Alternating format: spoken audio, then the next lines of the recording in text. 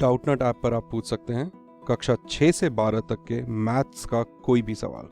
Question is, let capital X denote the number of the hours you study during a randomly selected school days, and the probability that X can take the value small x has the following. तो ये है probability of x equal to x, यानी कि जो capital x random variable है वो जो small x value देगा तो उस पॉइंट्स पर जो प्रोबेबिलिटीज होगी वो हमें गिवन है। तो देखिए इसको हम प्रोबेबिलिटी डिस्ट्रीब्यूशन फॉर्म में लिख सकते हैं, यानी इसकी टेबल बनाते हैं हम एक। ओके, तो देखिए ये प्रोबेबिलिटी है और कैपिटल x कौन कौन सी वैल्यू लेगा, वो है x इक्वल टू एक्स, यानी कि 0 ले सकता है, 1 2 3 या 4, और 4 के अलावा अदरवाइज पर सभी प्रोबेबिलिटी 0 है, तो उसको प्रोबेबिलिटी डिस्ट्रीब्यूशन में लिखने की कोई ज़रूरत नहीं है। तो capital X can take value 0 1 2 3 and 4। और इन पॉइंट्स पे वैल्यूज़ क्या क्या है प्रोबेबिलिटीज़ की, तो देखिए जब x 0 होगा तो प्रोबेबिलिटी है 0.1, x की वैल्यू 1 होगी तो ये हो जाएगा k into 1 that is k, जब 2 होगा तो that is k into k that is 2k, जब x की वैल्यू 3 होगी तो इसमें सब्स्टिट्यूट करेंगे प्रोबेबिलिटी में तो ये हो जाएगा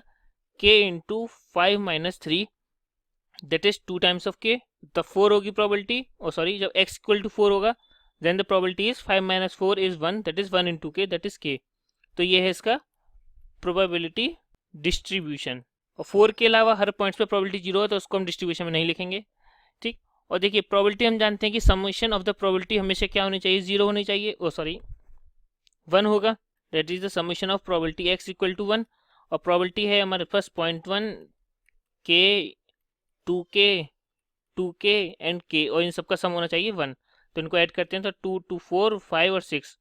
that is 6k equal to 1 minus 0.1 that is 0.9, and this implies k is equal to 0.9 divided by 6 and this is equal to 0.15। तो ये हो गया हमारा फर्स्ट पार्ट, बिकॉज हमें फाइंड करनी थी value of k, so the answer is 0.15। Okay, next part में है B part, we have to find the probability that you study at least 2 hours, यानी कम से कम 2 घंटे हमें पढ़ना है। तो प्रोबेबिलिटी में फाइंड करनी है कैपिटल एक्स, क्योंकि जो स्टडी को डिनोट कर रहा है रैंडम वेरिएबल वो है capital x, and this is greater than और इक्वल टू 2। इक्वल टू 2 का मतलब बिकॉज इसमें लिखा एटलीस्ट, यानी 2 या 2 से ज़्यादा, और 2 या 2 से ज़्यादा के लिए जो कैपिटल एक्स है वो कौन कौन सी वैल्यूज लेगा, 2 3 या 4 लेगा। सो इसको हम एक्सपेंड करेंगे और इसको लिख सकते हैं probability of x is equal to 2